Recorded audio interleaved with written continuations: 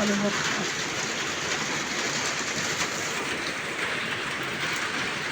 একটু ফুল দাও তো, বৃষ্টি আসতে পারে সকালে।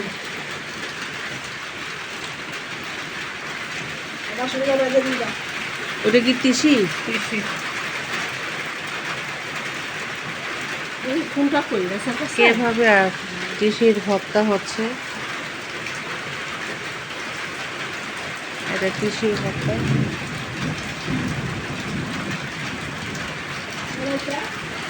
আর এটা আলু ভর্তা মাখাবে আজকে, যেহেতু প্রচণ্ড বাইরে বৃষ্টি হচ্ছে। আজকে সকালে নাস্তা হবে খিচুড়ি আর আলু ভর্তা, ডিম ভাজি। আর এদিকে পেঁপে কেটে খাওয়া হয়েছে, আমার জন্য রেখে দিয়েছে, আমি খাইনি।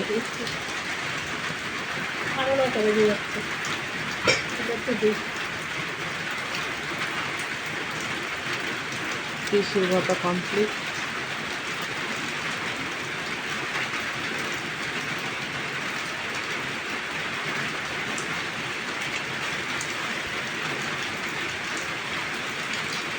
এখন আলু ভর্তা করা হচ্ছে। সরষের তেল লাগবে না আরও?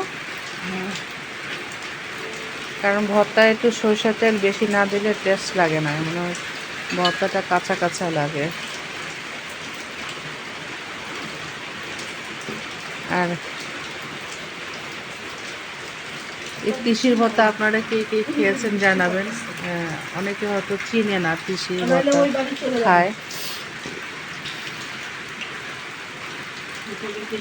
তিসির ভর্তাটা আমি হয়তো অনেক বছর পর খাবো, কারণ তিসির ভর্তা আমি এনেছি কিন্তু পরে খাওয়া হয়নি। কারণ তিসিটা এনেছি খাওয়া, তিসিটা যখনই দেখি তখন আমার বাবার কথা মনে পড়ে, কারণ আমার বাবা তিসি আবাদ করতো আর তার ভর্তা খেতে খুব পছন্দ করতো, তিসির ভর্তা।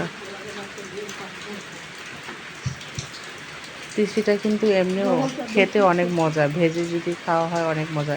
তিসিটা তো ভেজে নেওয়া হয়েছে না, একটু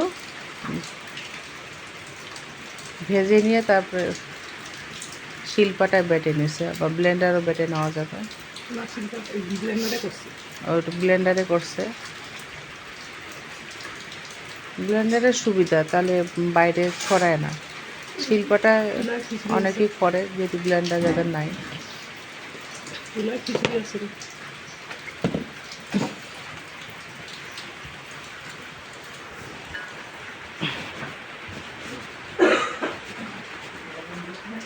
এই হচ্ছে খিচুড়ি।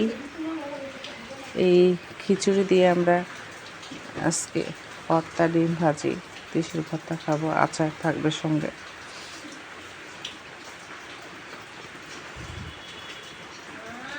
সকালকার নাস্তা।